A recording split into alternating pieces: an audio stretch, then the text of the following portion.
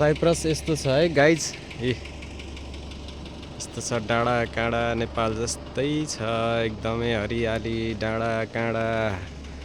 यो साउको यो बोसको खोइको आफन्तको घर रे यो। यहाँ आएको हामी। स्विमिङ पुल रहेछ। ओहो यस्तो दामी रहेछ नि त।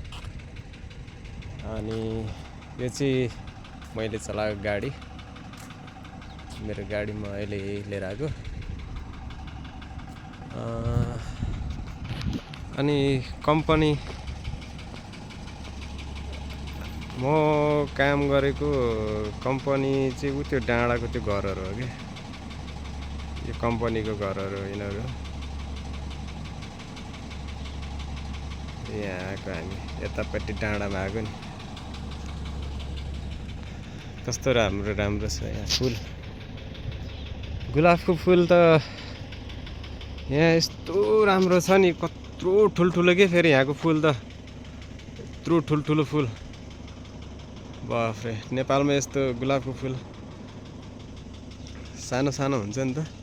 यो त धेरै ठुलो नि, यत्रो यत्रो, योभन्दा ठुल्ठुलो नि हुन्छ। मैले यस्तो ठुल्ठुलो देखाएको थियो। कस्तो सजाएको छ ल बाटोतिर एकदमै।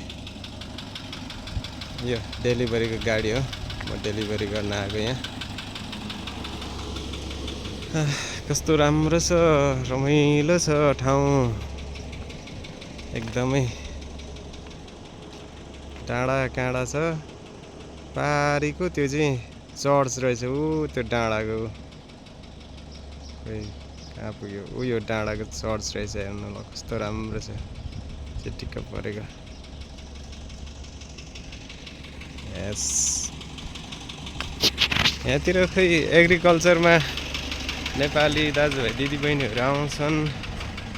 यहाँ एग्रिकल्चर भनेको खोइ त्यति साह्रो मैले केही देखेन हौ भन्ने। अरूहरू अब ठाउँ अनुसार हुन्छ होला, अरू ठाउँमा होला गर्मी धेरै यस्तो होला। यहाँ चाहिँ एग्रिकल्चर भनेको खोइ के हो, स्याउहरू, सुन्तला स्याउ अनि अङ्गुरहरू हुन्छ। एग्रिकल्चर यही हो, बारीतिर यो स्याउको हो, स्याउको रुखहरू अहिले भर्खरै फल्दैछ पट्टाबाट। साउ आइपुग्यो। साउ त्यही हो, लक्खर लक्खर हिँडिरहेको छ। खोइ आफन्त हो क्या उसको।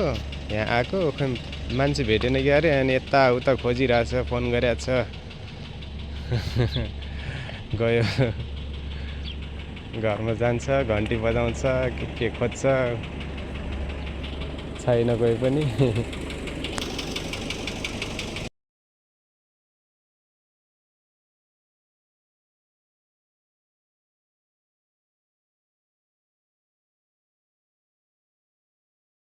बुढो साउ बुढो कि साउ बुढो कि राउ बुढो त कहाँ मऱ्यो अब।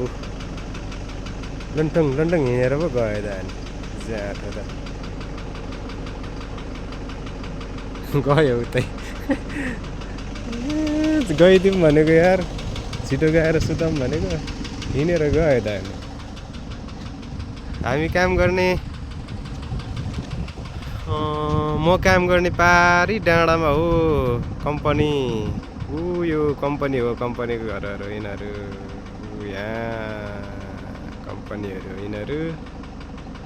म चाहिँ यहाँ आएको कि यो यतापट्टि डाँडामा साउको को आफन्त घर हो क्या अरे। अनि त्यही भएर मैले चलाउने गाडी चाहिँ यही हो, डेलिभरीको गाडी हो। सामानहरू डेलिभरी गर्छ।